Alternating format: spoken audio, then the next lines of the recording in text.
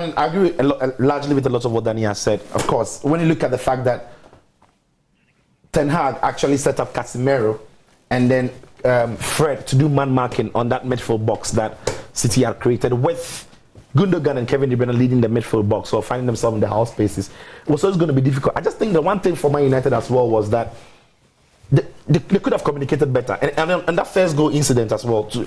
But back to the point. When Erling Haaland moved into the wide area, I think he was well rehearsed because Ortega, as you said, people underrate his ability to pass the ball, his ability to go long, even to squeeze into tight corners. Erling Haaland moves wide, anticipates the long ball coming from Ortega. Yeah. I'm thinking that if I'm a centre back, I'm actually calling Casemiro or Fred to handle him because I keep the back line intact and I ask a defensive midfielder to keep track on Haaland because I can pass him on to him. What should have then happened was that the defensive midfield of Fred and Casemiro maybe should have asked Eriksen also then to keep an eye on Gundogan. So I just think Man United players are so focused on man marking the City midfield in Gundogan and Kevin De Bruyne and that many others were not doing their job. Throughout the whole game, again, when you look at the numbers, City's XG were not great. Man United walk away from the game feeling like they were competing with City. When City were on the ball, Ten Hag said that it's really Man United are the only club in the world who can fight back. I'm still wondering what that means. Well, I think with what the numbers show, especially when City got into the lead, when City get into the lead very early in the game, they have a tendency of blowing teams apart. And we saw them do that against Real Madrid. But that was at the Etihad, this was at the Wembley, this is Manchester Derby. The dynamics are quite different.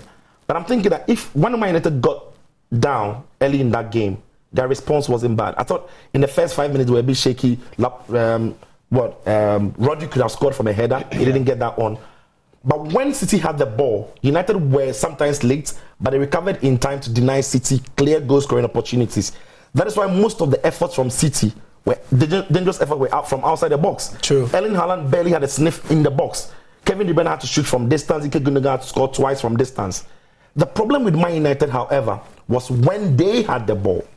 And that is where I think lack of quality in the Man United side was clear.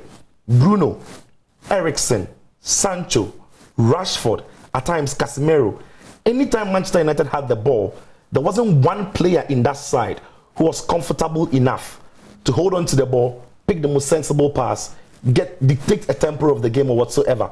So a lot of things they did outside the ball or outside having the ball was decent, but on the ball they were terrible.